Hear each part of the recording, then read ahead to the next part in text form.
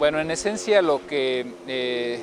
el presidente de la Reserva Federal, Bernanke, anunció es básicamente el fin del dinero gratis, es decir,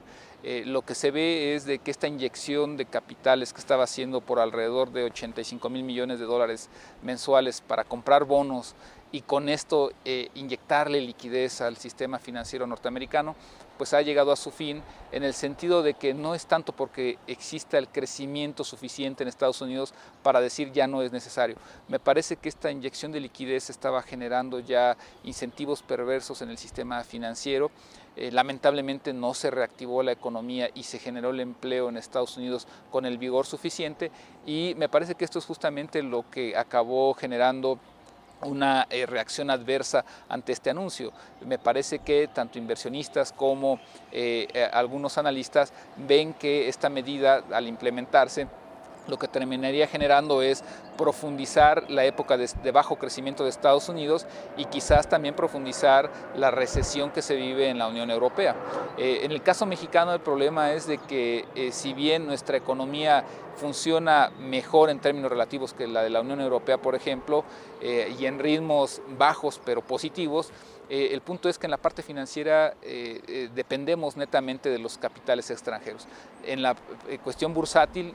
México tiene esa dependencia. En la parte de turismo, de inversión extranjera directa, las propias remesas que llegan a nuestro país, pues básicamente dependen del entorno económico y financiero que se dé sobre todo en Estados Unidos. Y en este sentido, pues lo que vivimos ya fue un contagio de esos eventos, y en donde no se cuentan con los suficientes elementos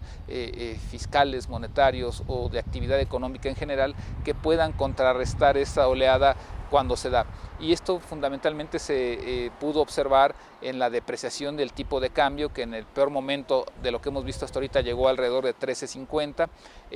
y que llevó a que la Bolsa Mexicana de Valores pues estuviera rondando los 37.500 puntos en su peor día, lo cual acaba implicando una pérdida muy significativa si la comparamos con respecto a su máximo que alcanzó a principios de febrero, cerca de 45.900 puntos. Es decir, estuvimos en alrededor de una caída de 18-19% respecto al máximo que se dio en el año, y esto lo que está reflejando es la salida de capitales de nuestro país, y que sintetiza la enorme dependencia que tenemos de los recursos financieros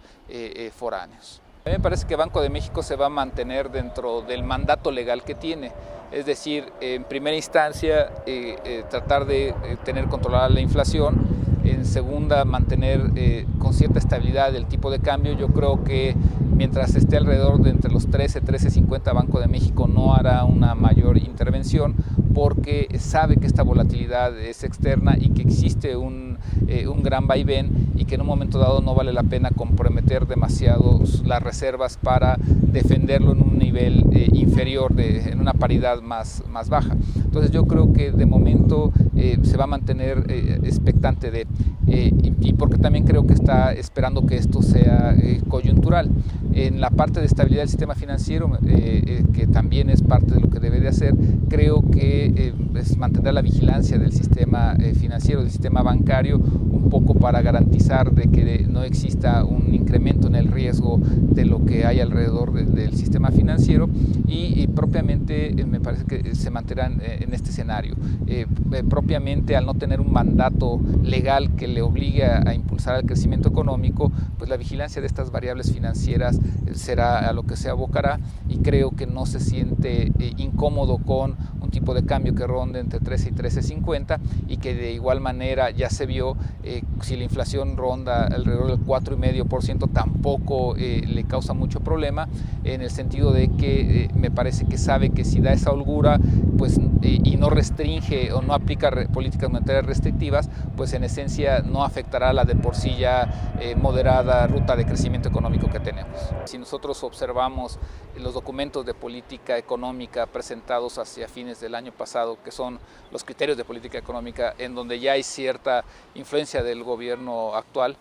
pues lo que nosotros vemos es de que efectivamente la senda de crecimiento económico que se planteaba era mayor. Ya hubo una corrección a la baja que aún me parece sigue siendo optimista. Ese 3.1% consideraría o implicaría que en el resto del año habrá una recuperación significativa. en la parte del tipo de cambio, me parece que también se confiaba en una mayor estabilidad del sistema financiero, de la entrada y salida de capitales, y es claro que el escenario durante el primer semestre del año se le fue de las expectativas que tenía el gobierno federal, y en este sentido lo que va a acabar implicando es que eso va a tener un costo para la población. Es decir, en el momento en el que nosotros dejemos de crecer medio punto, un punto porcentual, pues en esencia lo que estamos hablando es de que se generan menos empleos, se tiene menos capacidad de inversión, y por otro lado aún el propio gobierno enfrenta problemas de recaudación fiscal. Entonces en este primer semestre es muy claro, me parece que este escenario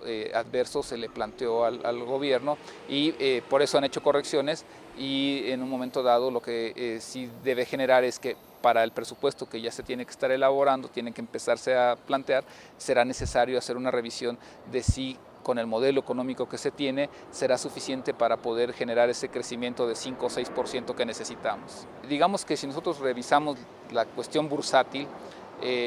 lo que podríamos estar planteando es de que al menos de la Bolsa Mexicana de Valores, lo que ha salido podría contabilizar alrededor de entre 50 y 60 mil millones de dólares. Ahora, esto